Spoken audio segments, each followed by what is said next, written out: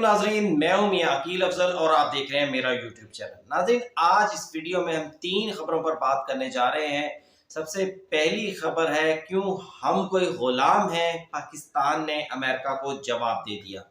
दूसरी खबर जिस पर हम बात करने जा रहे हैं वो है कि सुप्रीम कोर्ट ऑफ पाकिस्तान में अहम तकर्रियां और पाकिस्तान तहरीक इंसाफ ने चीफ जस्टिस याहिया अफरीदी के हवाले से अपने दिल से फैसला कर लिया। ये फैसला क्या है उसकी तफसीलात आपके साथ शेयर करूंगा। और तीसरी खबर जिस पर हम बात करेंगे वो है अडयाला जेल में कैदियों की सियासी गुफ्तगू। तो नाज़रीन, ये तीनों खबरें इंतहाई अहम और दिलचस्प है। व्लॉग पूरा लाजमी सुनिएगा, लेकिन इससे पहले कि मैं अपने आज के इस व्लॉग का आगाज करूं, मेरी आपसे दरखास्त है फौरी तौर पर यूट्यूब पर जाएं, चैनल को सब्सक्राइब कर दें, बेल आइकन का बटन प्रेस कर दें ताकि मेरी जानिब से बनाई गई तमाम वीडियोस आप तक फौरी पहुंच सकें। अब नाज़रीन, बाकायदा आज के इस व्लॉग का आगाज करते हैं सबसे पहले इस खबर के साथ कि अडयाला जेल में कैदियों की सियासी गुफ्तगू। नाज़रीन, बात यह है कि शेर अफजल मर्रत पाकिस्तान तहरीक इंसाफ के रहनुमा ने सुप्रीम कोर्ट ऑफ पाकिस्तान में एक दरखास्त इस्लामाबाद हाई कोर्ट में एक दरखास्त दायर की और उस दरखास्त में ये मौक़िफ़ अपनाया गया कि जनाब जो जेल रूल्स की शिक है 265, ये शिक आइन के और कानून की खिलाफ वर्जी है। और इस शिक में लिखा क्या है कि जो जेल में कैद लोग होंगे वो सियासी गुफ्तगू नहीं कर सकते, और इसी बुनियाद पर इमरान खान पर भी पाबंदी लगाई गई। तो इस्लामाबाद हाई कोर्ट के जज जस्टिस सरदार इजाज इसहाक ने आज इस दरखास्त पर फैसला जारी कर दिया और फैसला करते हुए उन्होंने कहा कि जेल रूल्स की शिक 265 आइन के आर्टिकल्स के मुतसादिम है। और ये भी कहा गया कि इजहार राय पर पाबंदी जो है वो आइन से मुतसादम है, इसलिए इजहार राय पर पाबंदी नहीं लगाई जा सकती। जेल में कैदी हो या आम शहरी, उन्हें सियासी गुफ्तगू करने का पूरा हक हासिल है।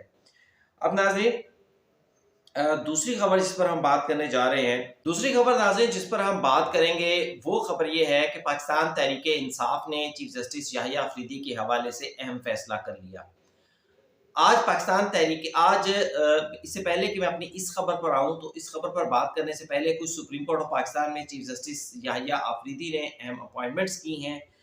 सबसे पहली जो अपॉइंटमेंट की गई है वो है chief justice of Pakistan justice Yahya Afridi के senior private secretary Yasin Mohammad साहब हैं। इनको ग्रेड 21 में जो है वो जब तक चीफ जस्टिस याहिया अफरीदी साहब होंगे, ये बतौर सीनियर प्राइवेट सेक्रेटरी जो है वो ग्रेड 21 में फ़राइज़ सर अंजाम देंगे। यासीन साहब बड़े अच्छे और बड़े काबिल शख्स हैं। इससे पहले साबका चीफ जस्टिस आसफ सईद खोसा के साथ भी वो ये फ़राइज़ सर अंजाम दे चुके हैं, उनके भी बतौर प्राइवेट सेक्रेटरी रहे हैं। तो इसलिए इस ओहदे का, ये चीफ जस्टिस ऑफ पाकिस्तान के प्राइवेट सेक्रेटरी के ओहदे पर रहने का उन्हें काफ़ी ज़्यादा जो है वो एक्सपीरियंस है। साबका चीफ जस्टिस आसफ सईद खोसा के से सियासी मुखालफत अपनी जगह पर, लेकिन साबका चीफ जस्टिस आसफ सईद खोसा के साथ सियासी मुखालफत अपनी जगह पर, लेकिन ये एक हकीकत है कि साबका चीफ जस्टिस आसफ सईद खोसा ने भी अपने दौर के अंदर बहुत सारे इनकलाबी इक़दाम किए थे। अब नाज़रीन आते हैं कि पाकिस्तान तहरीक इंसाफ का कहना है कि उन्होंने चीफ जस्टिस याहिया अफरीदी के हक को दिल से चीफ जस्टिस ऑफ पाकिस्तान तस्लीम कर लिया है। जब ये बयान दिया गया है बैरिस्टर गोहर, जो कि पाकिस्तान तहरीक इंसाफ के इस टाइम चेयरमैन हैं, उनकी जानिब से उन्होंने आज गुफ्तगू करते हुए कहा है कि पाकिस्तान तहरीक इंसाफ ने चीफ जस्टिस याहिया अफरीदी को दिल से चीफ जस्टिस ऑफ पाकिस्तान तस्लीम कर लिया गया है। फिर जब उनसे सवाल हुआ कि आपने तो 26वीं आईनी तरमीम की मुखालफत की थी, तो इस पर उन्होंने कहा कि जनाब 26वीं आईनी तरमीम को हमने दिल से तस्लीम नहीं किया है। अब देखना यह है कि दिल से चीफ जस्टिस तस्लीम किए जाने पर के बाद वो क्या करते हैं। लेकिन एक चीज़ हकीकत है कि ये जो honeymoon period chief justice Yahya Afridi का गुजर रहा है कि हर शख्स उनकी तारीफ कर रहा है, ये हनीमून पीरियड ज़्यादा देर चलेगा नहीं। उसकी वजह ये है कि 10 से 15 रोज़ के बाद चीफ जस्टिस याहिया अफरीदी से वही मुतालबात शुरू हो जाएंगे जो साबका चीफ जस्टिस काजी फायज ईसा से मुतालबात किए जा रहे थे। मसलन इंतखाबात में धांधली का मुकदमा क्यों समाअत के लिए मुकर्रर नहीं किया जा रहा, मसलन 12 जुलाई के फैसले पर अमल दरामद के लिए चीफ जस्टिस याहिया अफरीदी को इक़दाम क्यों नहीं कर रहे, मसलन पाकिस्तान तहरीक इंसाफ को मखसूस नशिस्तें दिलवाने के लिए कुछ नहीं कर रहे। वैसे आपको ये भी एक बात बता दूँ کہ چیف جسٹس یحییٰ آفریدی کا فیصلہ سابقہ چیف جسٹس قاضی فائز عیسیٰ کے بالکل قریب ترین تھا جو انہوں نے 12 جولائی کو مخصوص نشستوں کے حوالے سے دیا. اس لیے میرے خیال سے چیف جسٹس یحییٰ آفریدی کوئی بہت بڑا اقدام نہیں اٹھائیں گے اس حوالے سے، لیکن پھر بھی بہرحال پاکستان تحریک انصاف جو ہے اس کا یہ شیوا رہا ہے کہ جو شخص بھی ان کی بات کو تسلیم نہیں کرتا وہ اس کے خلاف کھڑے ہو جاتے ہیں. جیسے کل عمران خان کی جانب سے اب ایک نیا بیان دیا گیا کہ یہ جو 20 روز عمران خان نے جیل میں کاٹے ہیں جس میں ان کی کسی سے بھی ملاقات نہیں ہوئی، کہا گیا کہ جناب اس کے حوالے سے انسانی حقوق کی خلاف ورزی قرار دیتے ہوئے اس کے خلاف پاکستان تحریک انصاف سپریم کورٹ میں درخواست دائر کرے گی. سپریم کورٹ میں درخواست کیوں دائر کرے گی؟ اس کی وجہ یہی ہے، حالانکہ اسلام آباد ہائی کورٹ سے مکمل پاکستان تحریک انصاف کو ریلیف ملتا ہے جب بھی وہ جاتے ہیں ملاقاتوں کے حوالے سے. ابھی میں نے آپ کو بتایا کہ شیر افضل مروت کی درخواست پر جیل کی پوری کا پورا قانون اڑا دیا گیا، ایک شک اڑا دی گئی. تو پھر بھی اس کے باوجود سپریم کورٹ میں درخواست دائر کرنے کا مقصد یہ ہے کہ وہ جو موقف تھا دل سے تسلیم کرنے کا، اس کے بعد پھر اب چیف جسٹس یحییٰ آفریدی سے مطالبات شروع ہو جائیں گے، اور یہ درخواستیں اور اس طرح کے مطالبات جو ہیں وہ چیف جسٹس یحییٰ آفریدی کو پریشرائز کرنے کے لیے ہوں گے، کیونکہ پاکستان تحریک انصاف کا یہ تو شیوا ہے جو ان کی بات نہیں تسلیم کرتا، چاہے وہ چیف جسٹس ہو یا عام انسان ہو یا کوئی مجھ جیسا صحافی ہو، وہ غدار وطن بن جاتا ہے، وہ مال خور بن جاتا ہے، وہ جھوٹا بن جاتا ہے. لیکن جو عمران خان کی مطالبات کو تسلیم کرتا جائے بس پھر وہ اس کے تو دودھ کی نہریں بہنا شروع ہو جاتی ہیں. اب ناظرین آتے ہیں تیسری بڑی خبر پر. تیسری بڑی خبر یہ ہے کہ آپ سب کو یاد ہوگا کہ عمران خان کو جب وزارت عظمیٰ کے عہدے سے ہٹایا گیا تو انہوں نے ایک نعرہ مارا کہ کیوں ہم کوئی غلام ہیں جو تم کہہ دو تو ہم کر دیں.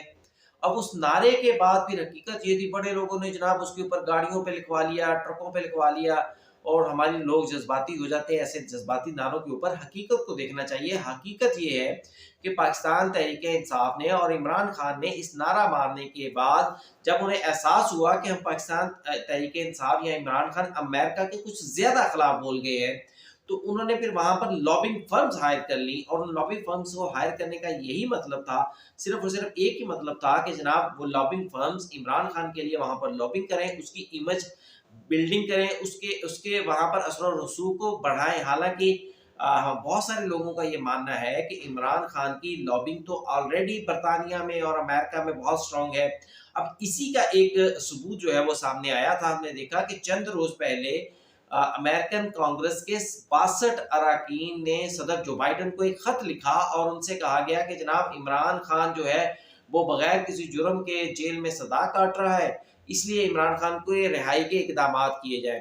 اب یہ پاکستان پر ایک پریشر ڈالنے کا کام تھا. حالانکہ میرے نزدیک اس سے پہلے بھی پاکستان پر انڈر دی ٹیبل پریشر ضرور ڈالا گیا کہ جناب عمران خان کو رہا کریں، عمران خان کو باہر نکالیں. پھر پریشر ڈالا جاتا کہ اس کو وزیر اعظم بنائیں. لیکن جب پاکستانی اسٹیبلشمنٹ نے انکار کر دیا کہ ہم جو کریں گے آئین اور قانون کے مطابق کریں گے، آپ کے کہنے کے اوپر نہیں کریں گے، تو پھر یہ 62 اراکین کا خط سامنے آ گیا. یہ بھی ایک دباؤ کا طریقہ ہے. اب اس پر پاکستان نے اس کو کرارا جواب دے دیا. یہ ہوتا ہے ایبسولوٹلی ناٹ. یہ ہوتا ہے کہ ہم کوئی غلام ہیں. اب پاکستان کے 160 اراکین اسمبلی نے 62 اراکین اسمبلی کے جواب میں وزیر اعظم پاکستان کو ایک خط لکھا ہے، اور خط انتہائی دلچسپ ہے. اس خط میں کہا گیا ہے جناب، ایک تو یہ پاکستان حکومت کے جتنے بھی ایلائز ہیں، تقریباً کہہ لیں کہ ان سارے ایلائز کی جانب سے اس پر دستخط کیے گئے ہیں. اور اس خط میں کہا گیا ہے کہ جناب وزیر اعظم شہباز شریف جو ہے وہ اس حوالے سے امریکن حکومت کو آگاہ کریں کہ ممبران پارلیمنٹ سمجھتے ہیں کہ وزیر اعظم کے ذریعے کانگریس اراکین کو آگاہ کیا جائے کہ پاکستان جمہوری چیلنجز سے نبرد آزما ہے، جسے انتہا پسند سیاست نے مزید پیچیدہ بنا دیا ہے. عمران خان نے ریاستی اداروں کے خلاف سیاسی تشدد اور مجرمانہ دھمکیوں کو متعارف کروایا. 9 مئی کو عمران خان نے ہنگامہ رائی کروائی، اور اس کے علاوہ ریڈیو ٹیلی ویژن پر حملہ کیا گیا. یہ جو 2014 والی بات کر رہے ہیں، جب عمران خان احتجاج وہ دھرنا لے کر آئے تھے نا ادھر، تو پارلیمنٹ پر حملہ کیا گیا تھا، ریڈیو ٹی وی پر قبضہ کر لیا گیا تھا، اور بڑی مبارکبادیں دی گئی تھی کہ جناب ٹی وی پر ہمارا قبضہ ہو چکا ہے. فوج کو مفلوج کرنے کی کوشش کی گئی. یہاں پر پھر ایک مرتبہ 9 مئی آ گیا. سوشل میڈیا سے انتشار اور بدامنی کے لیے سوشل میڈیا کو استعمال کیا جا رہا ہے پاکستان تحریک انصاف کی جانب سے. اور یہ بھی کہا گیا ہے کہ عمران خان کی منفی مہم میں کردار امریکہ اور برطانیہ میں مقیم منحرف عناصر کر رہے ہیں. اس خط میں مزید کہا گیا کہ ایسے شخص کو حمایت حیران کن ہے جو شخص لاس اینجلس کی عدالت سے مفرور ہو. یہ وہ ٹیرین وائٹ سیتا وائٹ والا جو کیس ہے نا، جس میں سزا سنائی گئی تھی، کہ فیصلہ سنایا گیا تھا کہ عمران خان کی بیٹی ہے، اور بعد میں عمران خان نے آج تک اس کو بیٹی تسلیم نہیں کیا، حالانکہ وہ بیٹی اب عمران خان کے دوسرے بچوں کے ساتھ ہی پل رہی ہے. لیکن اس فیصلے کا حوالہ دیا گیا ہے لاس اینجلس کی عدالت کا کہ جناب عمران خان لاس اینجلس کی عدالت سے مفرور ہے. پھر آگے مزید کہا گیا کہ آکسفورڈ یونیورسٹی کے چانسلر بننے سے کا بھی جب عمران خان نے فیصلہ کیا تو اس کو وہاں بھی انہی الزامات کی بنیاد پر اس کے کاغذات منظور نہیں کیے گئے. عمران خان کی وجہ سے پاکستان اور امریکہ کے تعلقات خراب ہوئے. یہ بات بالکل ٹھیک ہے کہ جب عمران خان نے بہت شور ڈالا تو پھر امریکہ نے بھی شور ڈالا کہ بھئی آپ کے ملک میں کیا ہو رہا ہے، ہمارا نام لے کر جو ہے وہ آپ سیاست چمکا رہے ہیں. تو پھر پاکستان کے لیے کچھ مشکلات پیش آئی بہرحال. لیکن عمران خان کی جو کوشش تھی کہ پاکستان کے پہلے IMF سے تعلقات خراب کروا دیے جائے، پھر بعد میں کوشش یہ کی گئی کہ امریکہ سے تعلقات خراب کروا دیے جائے اور پاکستان کو دنیا میں اکیلا کرنے کی کوشش کی گئی، جو کہ اللہ کا شکر ہے کامیاب نہیں ہوئی. اب مزید جو آخری لائن ہے اس میں کہا گیا کہ یہ سب کچھ جو کانگریس اراکین کی جانب سے کیا گیا، کیونکہ پاکستان میں عدالتیں قائم ہیں، عمران خان کو سزائیں ہو چکی ہیں، اس لیے یہ پاکستان کا اندرونی معاملہ ہے اور پاکستان کے اندرونی معاملے میں مداخلت نہ کی جائے. ناظرین، یہ ہے وہ جواب جسے ہم کہہ سکتے ہیں کہ پاکستان نے امریکہ کو ایبسولوٹلی ناٹ کہہ دیا. پاکستان نے امریکہ کو کہہ دیا کہ ہم کوئی غلام نہیں، جو آپ کہے ہم وہ کر دیں. تو ناظرین، آج کا یہ تھا ویلاگ کیسا لگا مجھے اپنے کمنٹس میں ضرور بتائیے گا. چینل کو لائک، سبسکرائب اور شیئر کرنا بالکل مت بھولیے گا. اجازت دیجیے، اللہ حافظ.